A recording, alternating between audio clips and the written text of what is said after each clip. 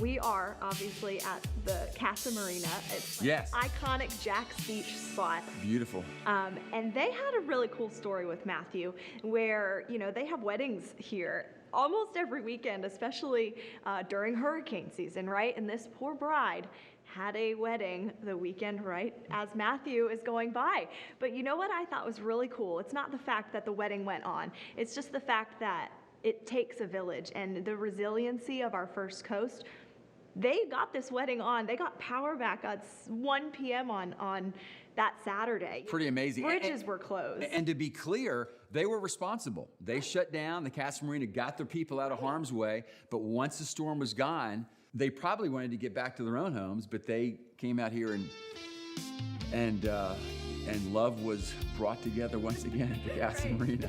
So transitioning to the present, our environment now, a little bit different in a sense that we might have a La Nina period this year.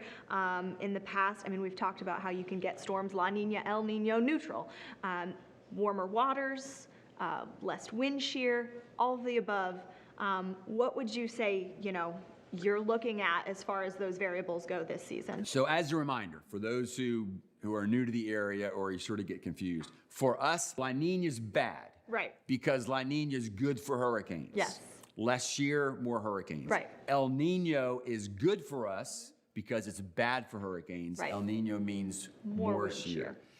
So it's tough this year because even the world's experts, they're saying La Nina, but they're only giving us about a 53% chance. So it's almost a coin toss, right? And I think the point that you're getting to is, it is interesting, but I think really at some point, hopefully, science can take us to the next point. And whether science thinks it's going to be a La Nina or a El Nino year, or it's going to be an active or an inactive year, what really matters to us is how many of those will make landfall. We've seen active years, meaning there's a lot in the ocean, but very few come to land. We've seen inactive years where 1 or 2 come to land, Alicia, Andrew, Hugo, but that's a decade's worth of a catastrophic storm, right?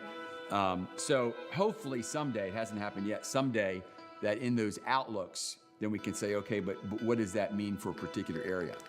We're not really there. So it's interesting, but so to me, we say now what we've said for 41 years, and that is that, why not prepare?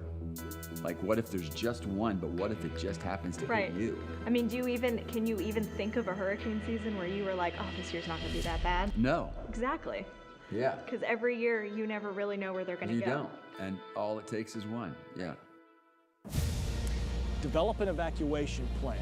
Whether you live in an evacuation zone, figure that out, flood-prone area or mobile home, you need to have an idea of where you'd go, or if it would be safest to stay home and stay off the roads. And remember, you don't have to go hundreds of miles. You may just be able to stay with a friend, a family member in a more safe area. And always account for the pets. For all the evacuation zone information, the flood-prone areas, download the First Coast News app, go to the Hurricane Central page. We've got it all for you right there.